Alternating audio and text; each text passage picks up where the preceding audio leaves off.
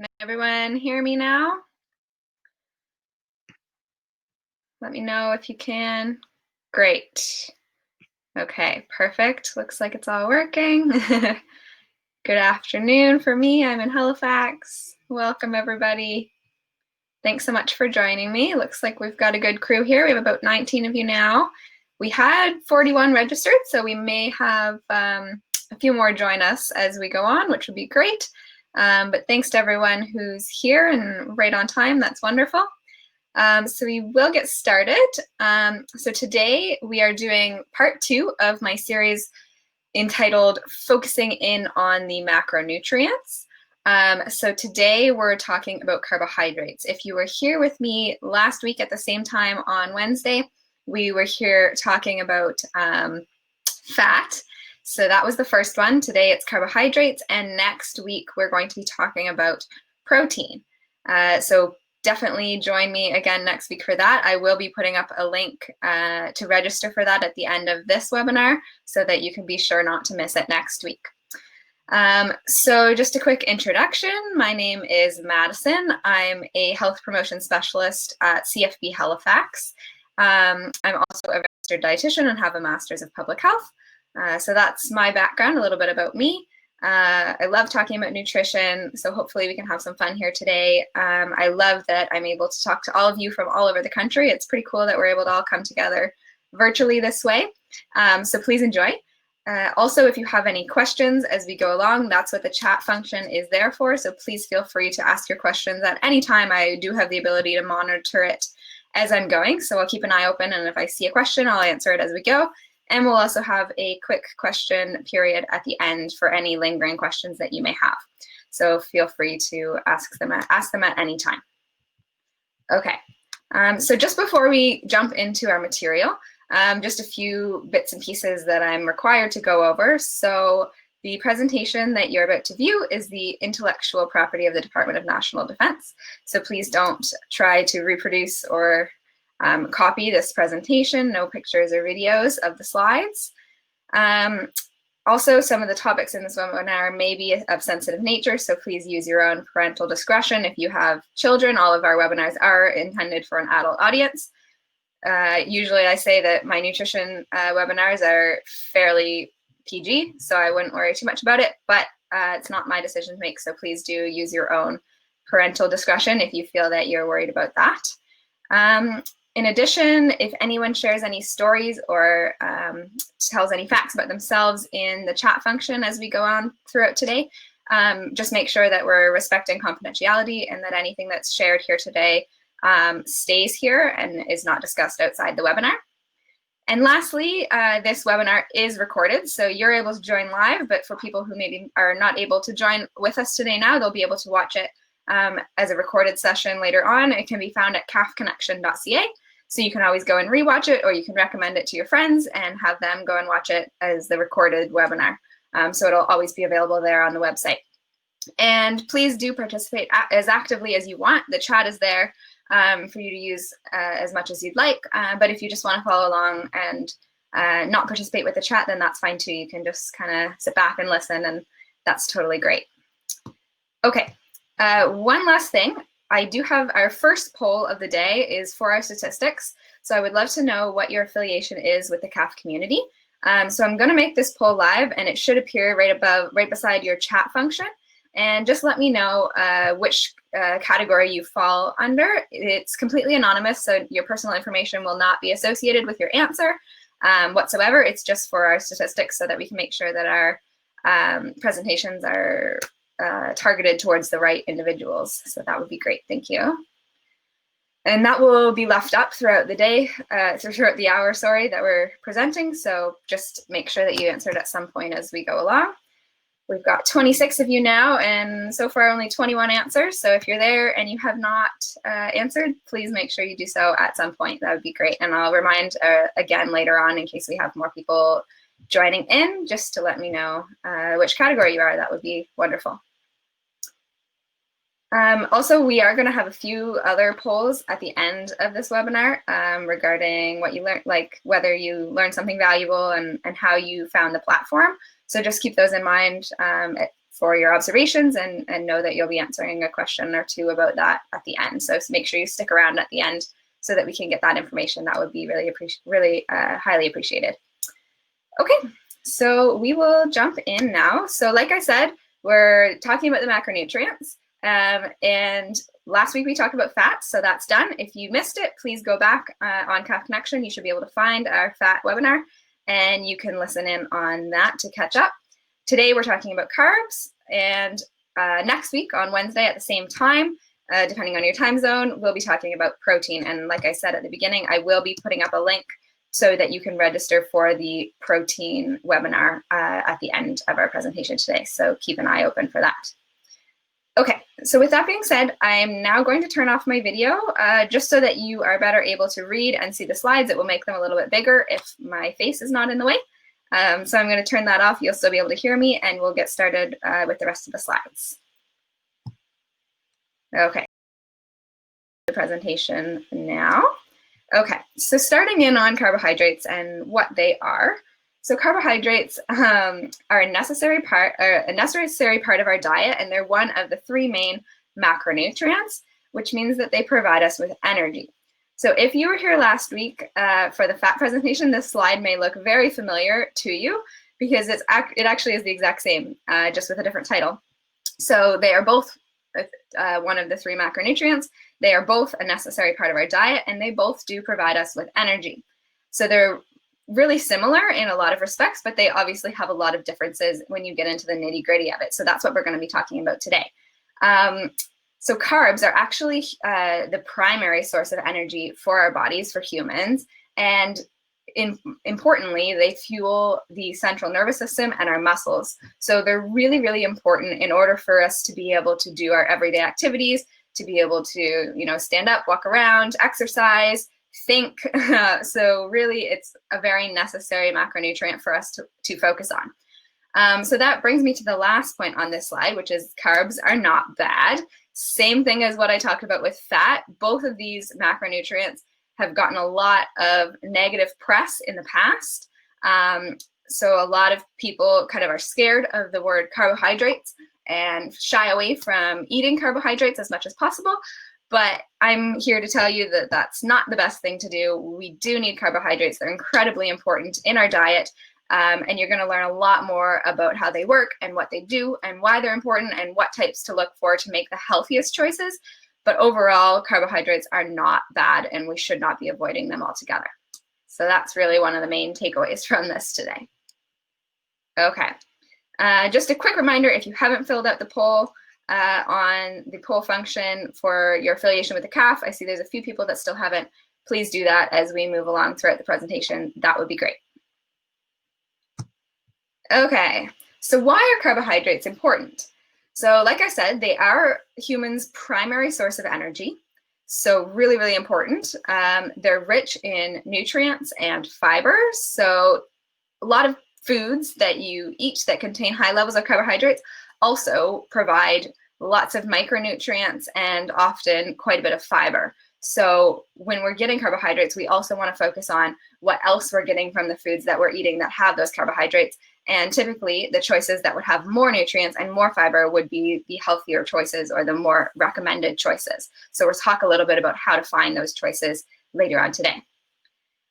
Certain carbohydrates can also help to lower the risk of heart disease, stroke, diabetes, and some cancers. So lots of really positive health benefits in terms of chronic diseases, mainly fiber. We're going to talk a lot about fiber today, and that's a really good one for lowering your risk of some of these diseases. They also can help play a role in helping to maintain a healthy weight, which oftentimes surprises people because, like I said, carbohydrates are often thought of as kind of a bad thing and something that can lead to weight gain. Whereas, in fact, if you make the right choices with your carbohydrate intake, they can actually do the opposite and help to maintain a healthy weight rather than weight gain. And lastly, carbohydrates, again, and particularly fiber, help to support healthy digestion and healthy bowel movement. So that's really important as well. So those are just a few of the important characteristics of carbohydrates and what they can do. The list certainly does not end there, but those are just some of the main things that we get as benefits from carbohydrates. All right, so what kind of foods contain carbohydrates? Usually when that question is asked, everyone's first answer is bread, right? So your grain products, bread, bagels, English muffins, pasta, rice, quinoa, all of those things are typically the things that jump in people's minds first. However, there's lots of other types of food categories that contain carbohydrates that we don't always think of as carbohydrates. So this includes pretty much all fruits and vegetables have at least some carbohydrates, dairy products and dairy alternatives, like soy products, for example, legumes, so your beans and lentils and things like that, and of course the processed food category, so your snack foods, sugary foods, things like that, so candy, chocolate, ice cream, chips, crackers, anything that falls under that category. It's a very broad category, but lots of different types of foods that fall under that category have high levels of carbohydrates, as probably you already knew. So those are really the 5 main categories of foods that contain carbohydrates, which may be a little bit surprising for some of you that there's so many different types of food that have carbohydrates, which is amazing. So there's just so many different types of foods. I just see that there was a few notes in the chat about finding the recording. It looks like Tracy gave the link. So that's really great. I actually have never checked out the link, so that's really useful. Thank you, Tracy. I mean, I just always am here live with you guys, so I've never had to look at them, but that's really helpful, so thank you. It looks like they're all there. I just checked it out, so that's great. So all of the webinars are posted there on that link that Tracy sent. That's wonderful. Thanks so much. Okay. Moving on. Okay, so different types of carbohydrates. So really carbohydrates fall under 3 different categories. We have sugar, we have starch, and we have fiber. So 3 main categories. The first one we'll talk about is sugar. So sugar is the simple type of carbohydrate. So that means that there's really just one or maybe a couple sugar molecules that combine to make the sugar. So this type of carbohydrate often makes food quite a bit sweeter. It can be either naturally occurring or added to food.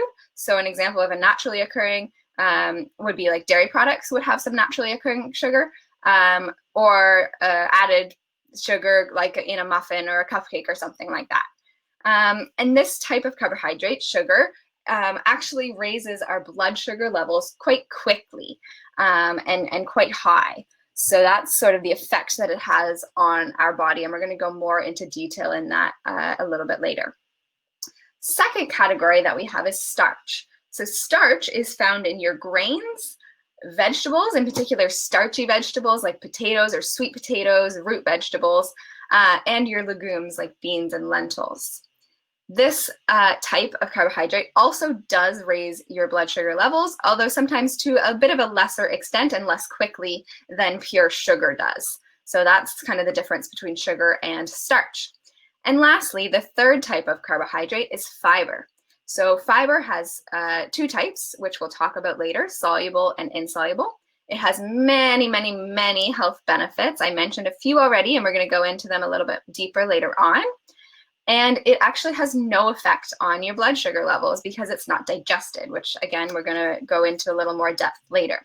So these last 2, the starch and the fiber, fall under the complex carbohydrate label. So you may have heard this use of these terms, simple versus complex carbohydrates. As I said, simple is just one or a few sugar molecules, and complex is made up of much longer chains of sugar molecules bounded together. So that's really the main difference between the 2. Okay, so we're going to talk first about simple carbs, and the simple carb is sugar.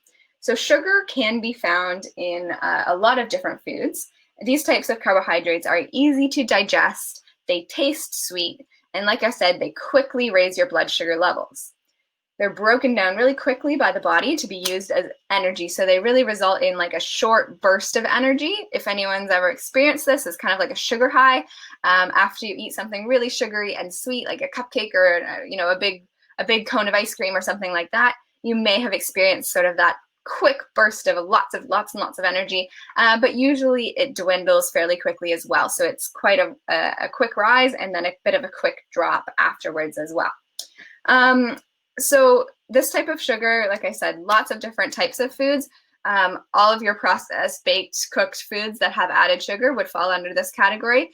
And there's lots of different types of added sugar that we're talking about in this category. So white sugar, brown sugar, icing sugar, maple syrup would have sugar, corn syrup, honey, molasses, et cetera, et cetera. There's lots and lots of types of sugar that would fall under this category.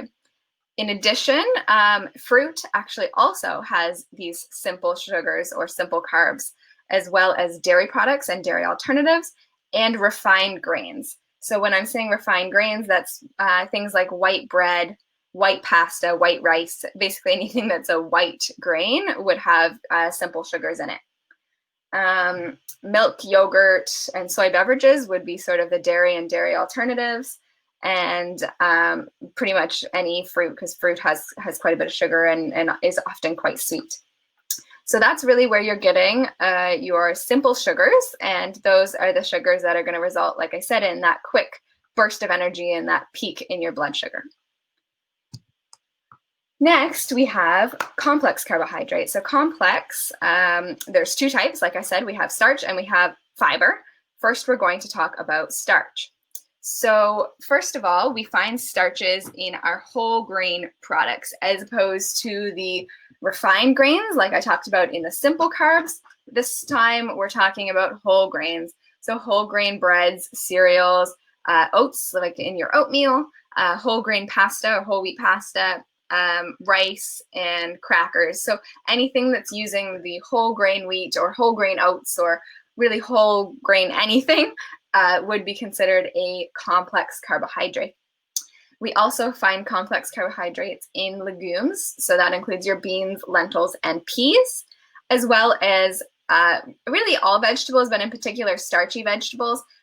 So your root vegetables, including potatoes, sweet potatoes, yams, lots of good yummy veggies in there. And corn also is a really great example of a complex starch. So starches, in comparison to sugars, take a bit longer to digest. They're often a bit less sweet than pure simple sugar, and they do raise your blood sugar a little bit more slowly than simple sugars. So this results in a bit of a more prolonged energy than your simple sugar. So not quite as much of a spike and then drop as you would get if you ate a tub of ice cream. In comparison to, your whole grain bread for breakfast or something like that, as I'm sure you could probably all attest to. And next, we have our third complex carbohydrate, which is fiber. So fiber is a bit unique in its characteristics because it passes through our GI system without being digested at all, and it doesn't provide any calories. So it's quite different in that sense because the other two, they do provide calories and they are digested as they move through our GI system. So because of this, because it's not digested, fiber does not raise our blood sugar levels at all, unlike sugar and starch, which do. So this is really interesting, but it also allows fiber to have a lot of really great health benefits that we're going to talk about here in a moment. So in terms of where we're getting fiber, there's lots of great ways to get more fiber in our diet. One of the common ones that people talk about is whole grains. So like I said, all your pastas, rices, whole grain breads, everything that falls under that category will often come with quite a bit of fiber. Whole fruits and vegetables also have lots of great fiber that comes with them. And just a note, although fruit is a simple sugar, right? Like we talked about, it falls under that simple carbohydrate category because of the sugar that it has. They also do have fiber. So they also have a complex carbohydrate in the nature of fiber, which actually helps to lessen the blood sugar spike. So fruit is kind of a unique one because it doesn't quite react in your body the same way as eating ice cream would, even though they both have simple sugar, because fruit also comes in a package that also contains fiber. So because fiber is coming along with the fruit, you will end up having a less a lower spike in your blood sugar when you compare that to something that just has simple sugar and no fiber. So that's often why when we're talking about fruit versus fruit juice, there's a lot of mixed information out there about whether fruit juice is, you know, a healthy source of getting a fruit. And we've now come to the conclusion that it's really not considered equal. And that's because of the lack of fiber. When we make juice out of a fruit, we're pressing it and we're removing the fiber to make it a liquid juice. And so there's no longer any fiber in the juice. And so unfortunately, then when you drink your juice, you're only getting those simple sugars and you're not getting the complex carbohydrate that is fiber. So you would be missing out on that dampening effect on your blood sugar spike, and you would get a much larger spike than if you had eaten the fruit whole. So that's why it's always best to eat the fruit whole so that you're getting the fiber along with those simple sugars. Sorry, that was a bit of a tangent there, but hopefully that makes sense. So next we get complex carbs in the form of fiber from legumes, so beans, peas, and lentils, as well as pretty much all nuts and seeds. So lots and lots of ways that we can get fiber, which is great because we want as much of it as we can get pretty much. Most people do not get enough fiber. So for the most part, we should all be trying to eat more fiber as much as possible. And we're going to talk about that and what that looks like in amounts here in a bit. So just quickly, I want to talk about whole grain versus white. So I mentioned the difference in the types of sugar when you're getting a whole grain product versus like a white bread. And this is just a little diagram that shows you really what the difference is. So we're looking here at the actual grain of whatever it is. Let's say it's wheat.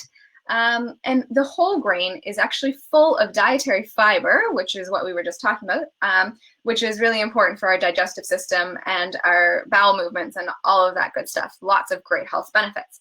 So when we look at the whole grain, you can see that there's three components. We have the germ, we have the endosperm, and the bran. So the germ is a very small but nutrient-rich core that contains lots of antioxidants and vitamins and healthy fats. The endosperm is the middle layer that contains mostly carbohydrates, along with a little bit of protein. And then the bran is the fiber-rich layer. So that's where your complex carbohydrates come in. And that is a tough outer layer that protects the seed and also contains lots of great vitamins. So if you look on the right-hand side for the white grain, you can see that both the bran and the germ, have been removed. So you can tell that it's going to be quite a bit less nutritious on the white side, because the bran and the germ are the two that have more of the nutrients, and the bran is really where you're getting your fiber, which, like I mentioned, we want to increase our intake of fiber as much as possible. So if we're only getting the endosperm, really all we're getting are those simple carbohydrates, like I mentioned. So that's why when you have a refined grain, it classifies as a simple carbohydrate rather than a complex carbohydrate with the fiber or the starch. So hopefully that helps clarify that when we are looking at whole grain versus white. And that can be bread, that can be rice, that can be really anything, a cracker that you're looking at, whatever it is, that's ultimately the makeup of that grain that's used to make that product. Okay. So let's talk here about the two types of fiber. So I mentioned earlier that there are two types, and the two different types are insoluble and soluble.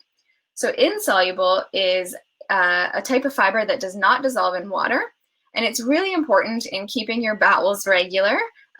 So, regular bowel movements, healthy bowel movements, all of that is really important. And in terms of where you can find this type of fiber, it's found in some vegetables and fruit. It's found in whole grains and in wheat bran.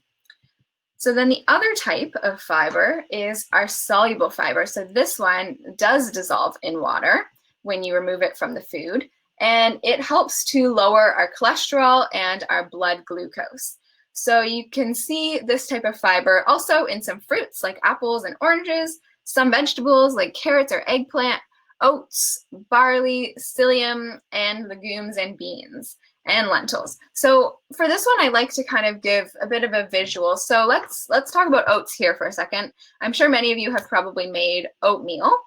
So if you take your whole oats and you put them in your bowl, you add your water and you microwave it or you boil it on the stove, those oats, they really absorb the water and they form a really jelly consistency, right? It becomes really sticky and jelly. So that's the soluble fiber at work. That's really its job. So it's making that jelly consistency. And that's how you know that it's dissolving in water and kind of absorbing that water. And in case someone is unaware, the word psyllium in that list, if anyone has ever taken Metamucil before, that's sort of the brand name. They sell psyllium. Sometimes they'll flavor it so you can mix it in with your water and it tastes a little bit better. But you can also just buy pure psyllium or psyllium husk at the store. I think Bulk Barn is a really great place to get it if you're interested. It's often cheaper than buying the Metamucil brand, but it's really the same thing and it's going to have the same effect. So if you're looking to add some soluble fiber to your diet, that's a really easy way to do it. You can just add it to pretty much anything. You can mix it in your drink. You can add it to salads or smoothies or whatever you feel is best, and that's a really great way to do so.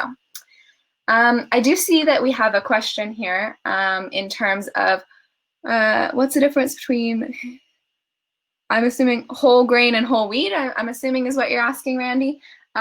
So the difference here, that's actually a really good question. So I'm going to move back to that slide here. So the whole wheat versus whole grain, there is quite a big difference, and it is important to note. Thank you for reminding me. I actually did mean to speak on this. So the whole wheat grain only includes the endosperm and the bran, but no germ. So you are still going to be getting that fiber outer layer, but you're going to be missing out on the small nutrient-rich core with those antioxidants and vitamins. So it's still a great choice because you still are getting your fiber, but you are missing out on some of the nutrients. So whenever possible, I would always recommend trying to find something that has whole grain. And the best way to know if something is whole grain or whole wheat is to look at the ingredient list. So usually if you turn the bag or the package around in the ingredient list on the back, if the ingredient list lists something along the lines of whole grain, whatever, so whole grain wheat or whole grain oat or any other grain you can think of, as long as it has the words whole grain before the name of that grain, then you know that it's got the bran and the endosperm and the germ. And that's really the ultimate goal, is to have all three whenever possible. But if you're stuck deciding between whole wheat and white, then whole wheat would obviously still be a better choice because you would still be getting the fiber outer layer. So I hope that answers your question. Thanks so much, Randy, for reminding me about that. That was great. Okay. So here we go, the benefits of fiber. So we're talking a lot about fiber today because it is really, really important. And I find it's a topic that not a lot of people know about. And it just has so many health benefits that it's really worth driving this point home. So benefits of fiber. First of all, it can play a role in improving your cholesterol and your blood sugar levels.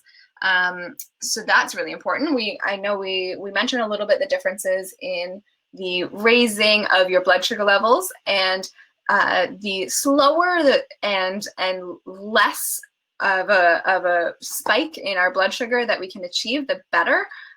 So anytime that we can add fiber to a meal in order to lower those blood sugar spikes, we want to do that whenever possible.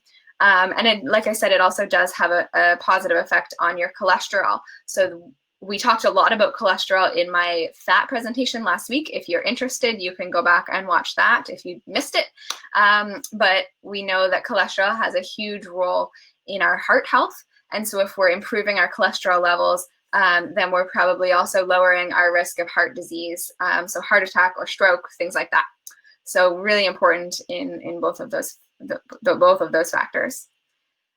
Fiber also really helps you helps to make you feel full for longer because it slows down your digestion. So this is really important, and this is where my point about helping you to maintain a healthy weight really comes in. Because if you are feeling full for longer, you're probably not going to be reaching for a snack, every 20 minutes or every hour or whatever, because you're hungry. If you're feeling satisfied, then you're not going to do that as often. Whereas if you have a snack of something that only has a simple carbohydrate, rather than something that has fiber. So, maybe you have an ice cream bar or a bowl of chips or something, you're probably going to be hungrier sooner because of the lack of fiber. Whereas if you have a slice of whole wheat toast as your snack, you might feel fuller for longer because you've consumed fiber. So typically the three main things that help us to feel full for longer are fiber, fat, and protein. So we talked about fat last week. We're going to be talking about protein next week. And fiber is the one really that we're focusing on today. So if you are interested in finding a snack that will make you feel satisfied for a longer amount of time so that you're not reaching for snacks an hour later, then try to focus on improving your fiber by having more of those foods that we discussed that are sources of fiber. So lots of different options: fruit and vegetables, whole grains, legumes, nuts and seeds. Those are really the main categories if you're looking to increase your fiber. Okay, so fiber can also improve your bowel health in lots of different ways. First of all, like I mentioned, it does help with more healthy and regular bowel movements, and it can reduce the risk of some bowel issues, in particular bowel cancer, as well as other diseases, for example, diabetes and heart disease. Those ones are because of the ways that it affects or improves our blood sugar in the case of diabetes, and cholesterol in the case of heart disease. So many benefits. We could go on and on about these, but that's really just an overview about what fiber can do for you and why it's so important that we all make sure we're consuming enough fiber. So we're just going to talk a little bit about carbohydrates and how they are used in our body to make energy. So when we're talking about this, we're now kind of excluding fiber because, as I mentioned, fiber is not digested and does not provide us with calories. So with the exception of fiber, our starches and our sugars are what we use to make energy as our primary source of energy in the body. So those two types of carbohydrates are broken down into smaller units. So sometimes it actually already is a small unit, like in the case of your simple carbohydrates. Or if you're eating a starch, then it's a larger unit of multiple sugars. So those ones would be broken down into smaller units so that you have all small units, and then those units are all converted to one type of sugar, which is glucose, in the liver. So you end up with all glucose no matter what type of sugar you eat. Glucose is what your body uses to provide it with energy. So it's all converted to glucose in your liver every time that you eat anything that has a starch or a sugar. So if glucose is not immediately needed once it's converted to glucose, then the body can actually store glucose in the amount of up to 2,000 calories worth of glucose in the liver and in the skeletal muscles.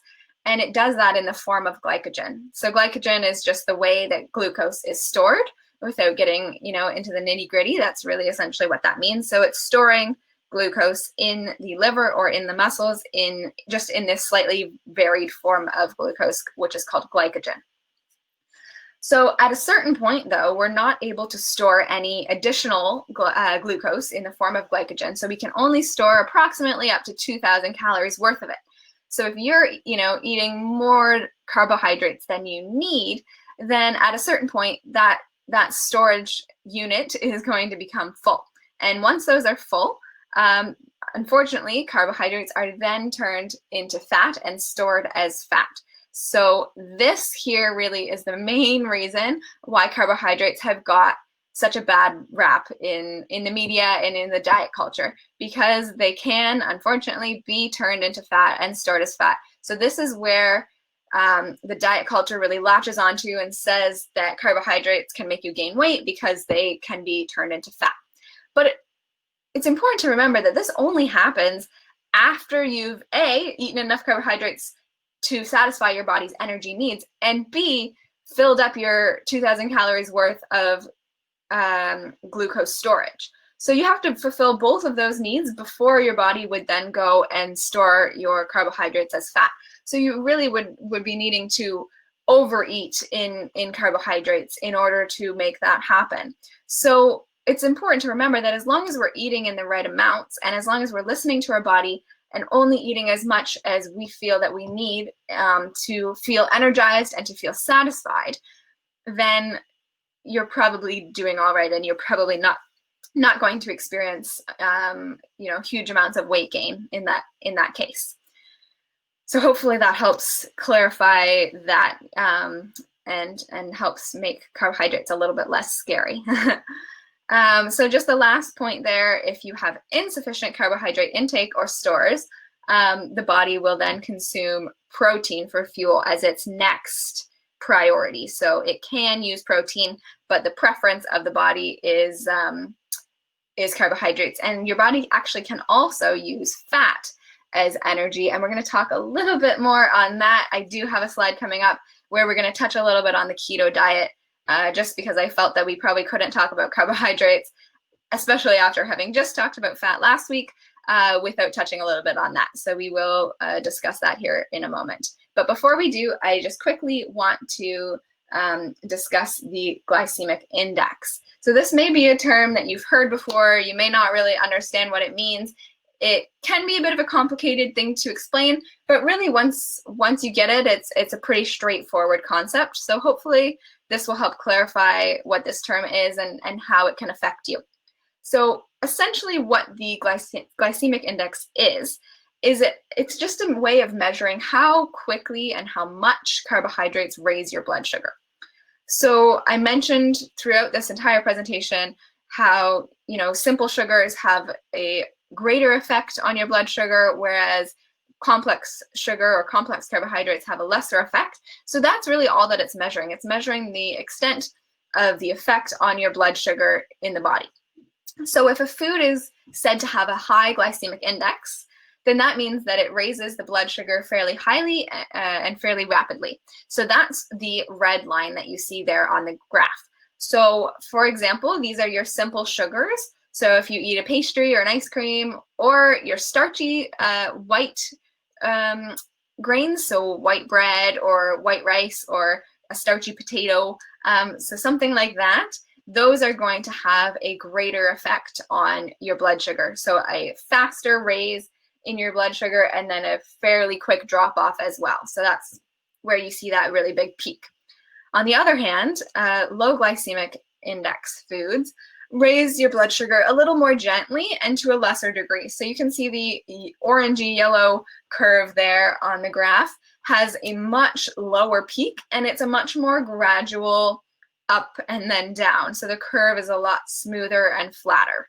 So in that case, it's having a better effect on your blood sugar. So these are likely foods that also contain fiber, because fiber also has that lowering effect on your blood sugar. So foods like beans, sometimes fruit, because fruit comes with fiber, your grainy pastas or whole grain bread, your oats and your legumes or lentils.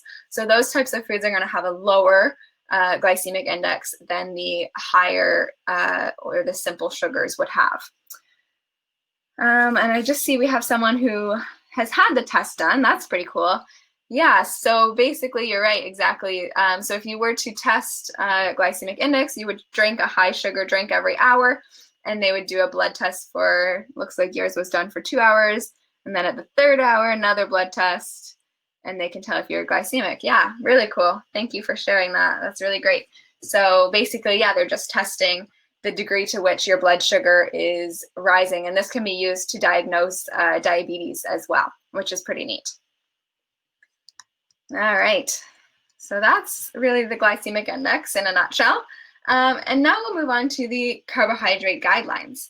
So this here is kind of how much carbohydrate you should be eating and the different types that you should be, consuming more or less of. So overall, carbohydrates are meant to provide 45 to 65% of your total calories.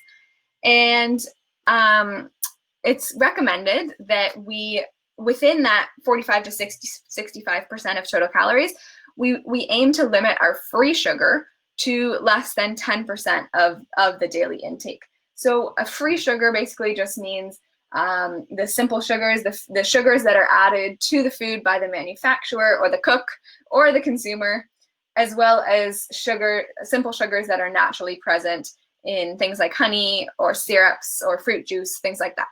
So those free sugars, those simpler sugars, we should limit to less than 10% whenever possible of your daily intake. So that equals, if you're having an average of 2,000 calories a day, then that would equal approximately 12 teaspoons or 50 grams of sugar.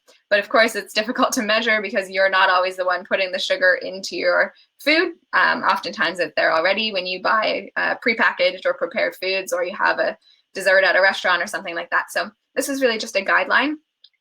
Really the important thing to remember is just to limit these types of sugars whenever possible. I would never say that you should avoid them completely. We all know that sugary, sweet foods and desserts are tasty and delicious, and there's a certain mental health aspect that always comes with eating these types of foods that I really believe strongly in.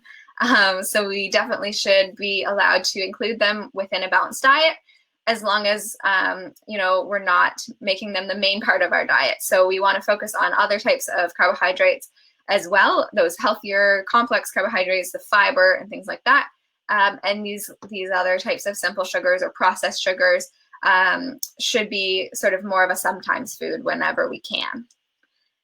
And then lastly, I've talked so much about fiber, so it's important to know how much fiber you should be getting. So the recommendation for men and women kind of in, their adult life, so not young children and not elderly, so probably most of you here today, I assume, would fall under this category. We want to be having approximately 25 grams a day for women and 30 grams a day for men. So this means this is quite a lot. This is quite a lot of fiber. So it is something that you can perhaps start to pay more attention to by reading food labels and having an idea of how much fiber is in the different types of foods that you eat. So usually a guideline that I like to give is that if a food has 5 grams or more of fiber in one serving, then that's a pretty good choice. 5 grams is considered, not too bad. You're getting a fair amount of fiber. So try to aim for 5 grams or more if you're aiming to get more fiber in your diet. And try to see if you can keep track and throughout the day, record how much fiber is in each type of food whenever you can, and see if you're getting that target. But keeping in mind that fiber is also in things that don't have food labels, like fruits and vegetables. So you're obviously getting some in those types of foods that isn't necessarily easily measured. So keeping that in mind as well. It's also just important to note that if any of you are sitting there thinking, yeah, I'm definitely going to go and increase my fiber intake, starting today. If you do decide that that's something you want to do, that's great. I encourage it. But make sure that you're going to also drink lots of water. Fiber can be a bit dehydrating because in certain cases it will absorb the water from your gut in order to form kind of those jelly structures like I was mentioning with the oatmeal. So if you're not drinking water, then it will absorb the water from your body and from your gut and can be a little bit dehydrating and therefore constipating, which is never pleasant. So if you are going to increase your fiber, make sure you're also increasing your water intake throughout the day and drinking lots of water so that that doesn't happen to you. That's just an important tip there. What about bloating? I see we have a question from Joanne. What about bloating even though I drink a lot of water? What do you mean by that? Like you're finding that you're bloating despite drinking water when you're eating fiber? I'm not quite sure what you mean. If you just want to clarify there.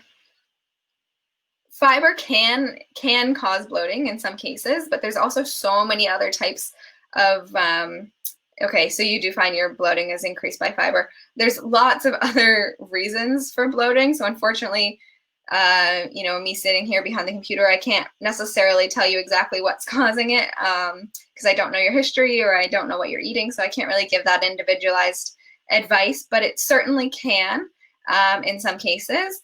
But it also can reduce it in some cases, which is a bit odd. Fiber is one of those weird ones that can sometimes have opposite effects depending on what else is going on in the body. So I'm not sure I can really give you a straight answer on that.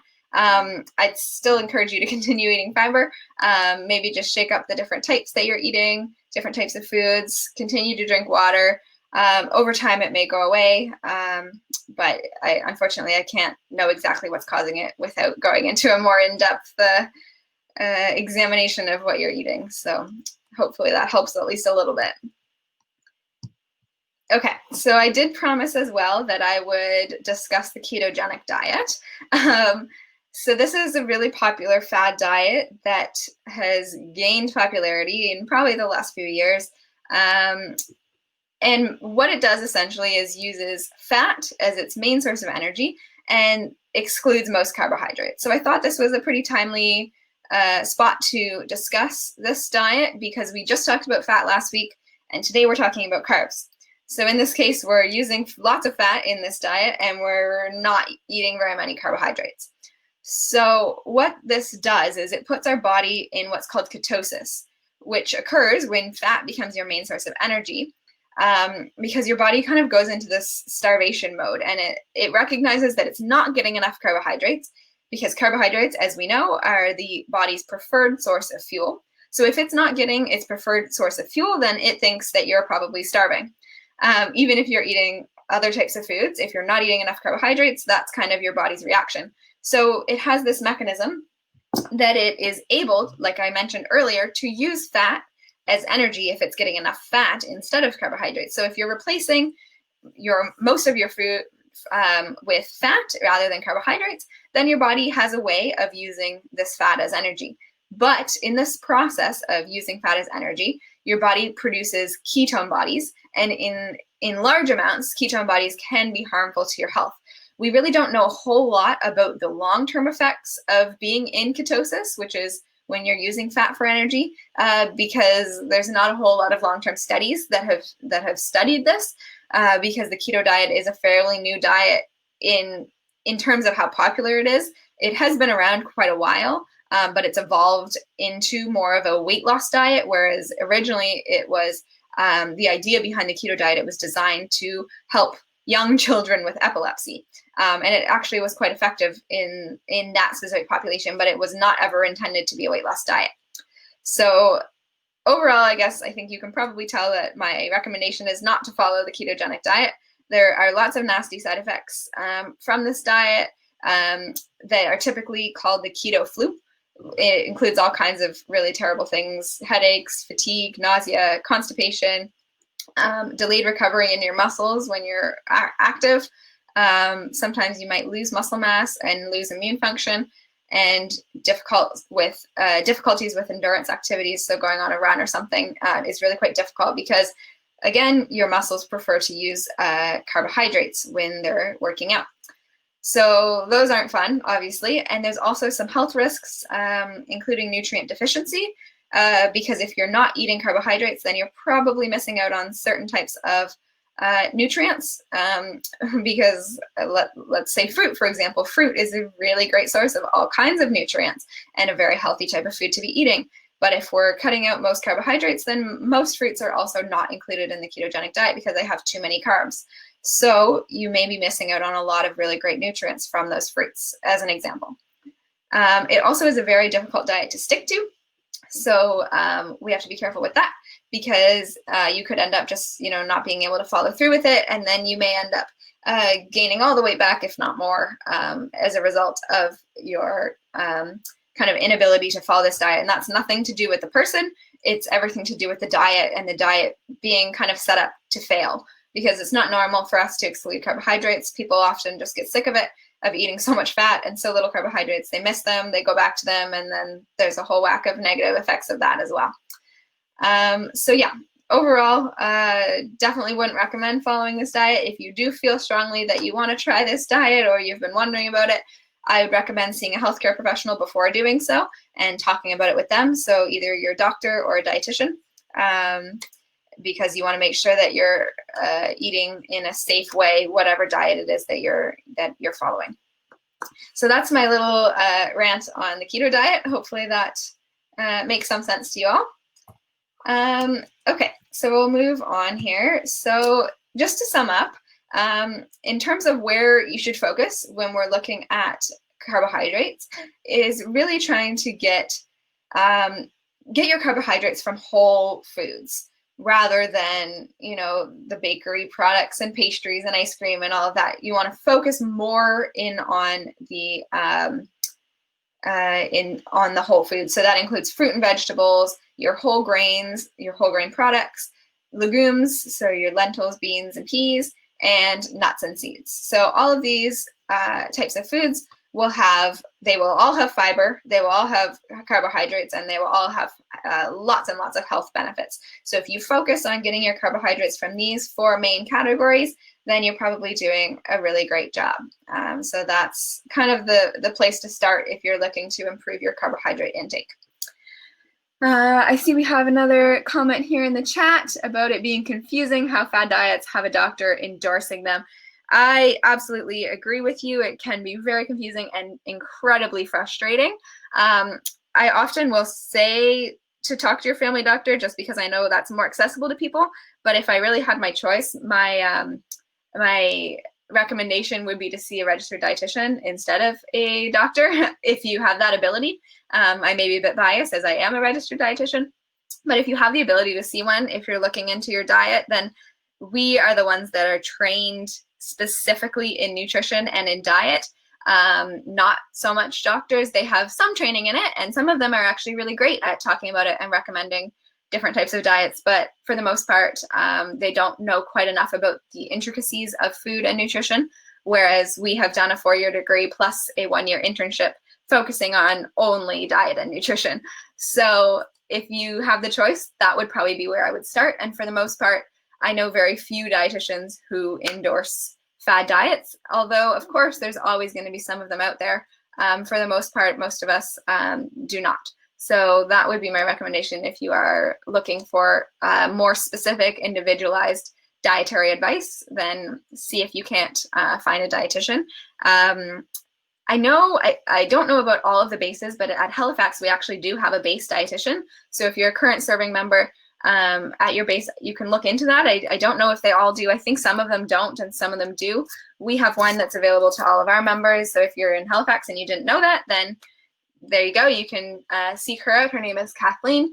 And maybe you can look into it if you're at a different base. Also, sometimes I think some of you may have coverage to see a dietitian in your health plan, so you can look into that. Or you can always pay out of pocket if you have the ability to do so. Okay, that's kind of my rant on fad diets and dietitians. I see we have another question here. What nuts and seeds are recommended? Great question. I really hate to, list any in particular because for the most part, they're all really great and they all have such great benefits and such great differences, and they all taste different and, can be added differently to certain recipes. So, it's kind of up to you. I will just kind of throw out a few that I like to focus on in particular for fiber. Yeah, a variety of nuts and seeds, exactly. Eat them all, as many as you like. Flax seeds are one that are really great for fiber. Those ones, though, they have to be ground because our bodies are not able to digest through the outer shell of the seed. So make sure that you're grinding your flax seeds and keeping them in the fridge once they're ground so they don't go rancid. But flax seeds are really healthy, really great, easy to add to recipes type of seed. Walnuts, almonds, pecans, there's so many. I really hate to only name a few, but those are kind of some of the ones that jump in my head as having some really great health benefits, but I'm sure I'm missing tons. There's so many.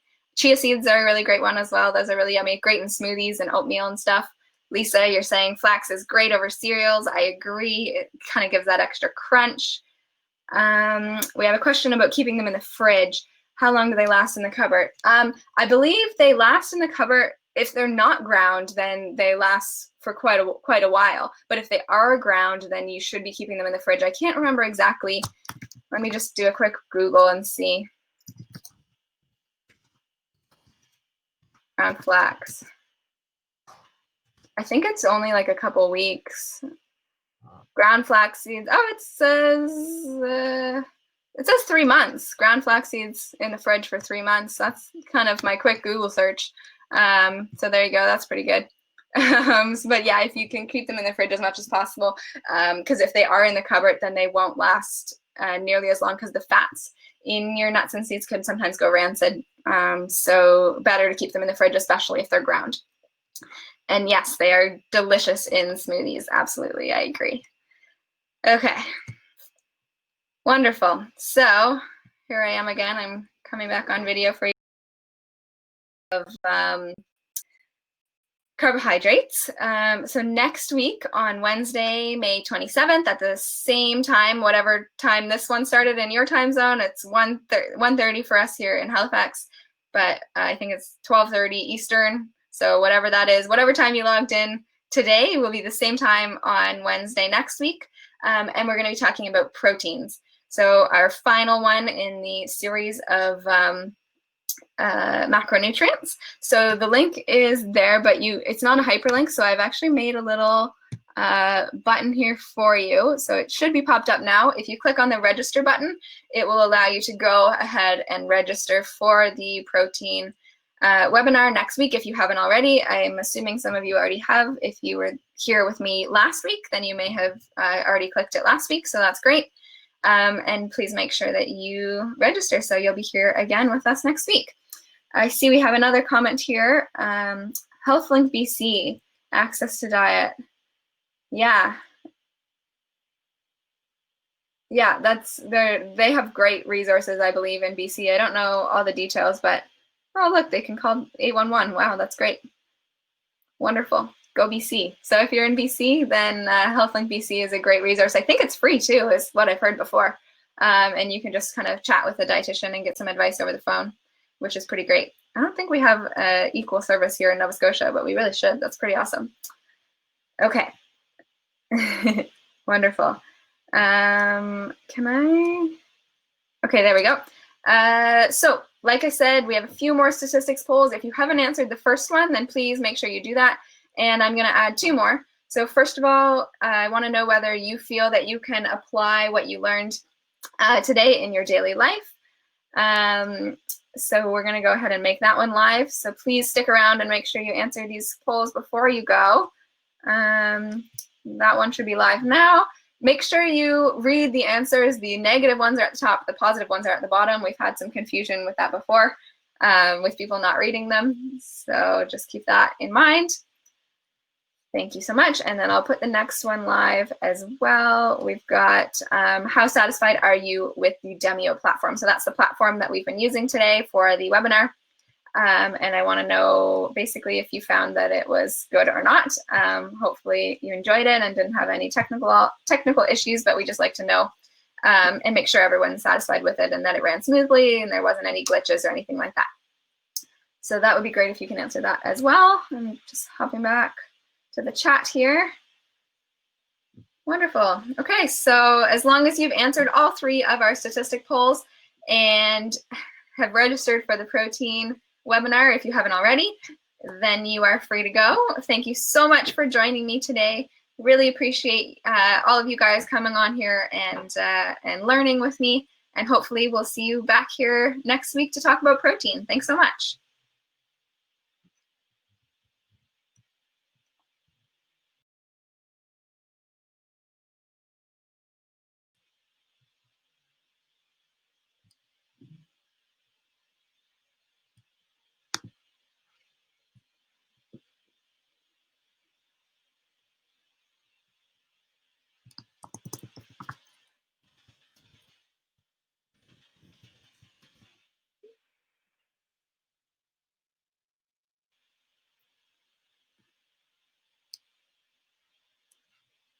Hey, Michael, I just saw that you have a question there. Can you still hear me? Looks like my mic's still on.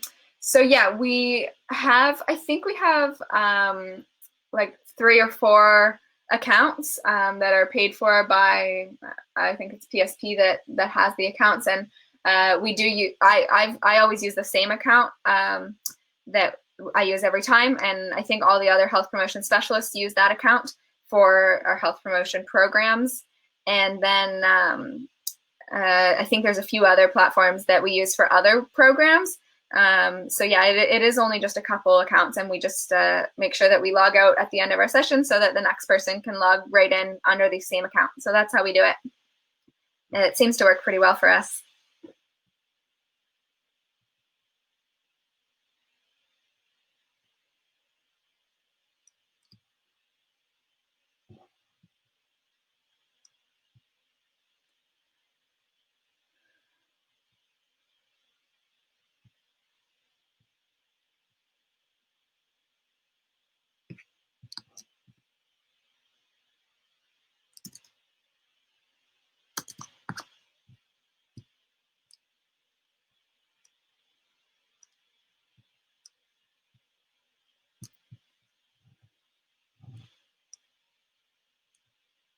Hey, Michael. Yeah, no, I would definitely recommend this platform. It's been really great for us. It's gone really smoothly, and hopefully you can make good use of it. It seems great. I have no idea how expensive it is, though.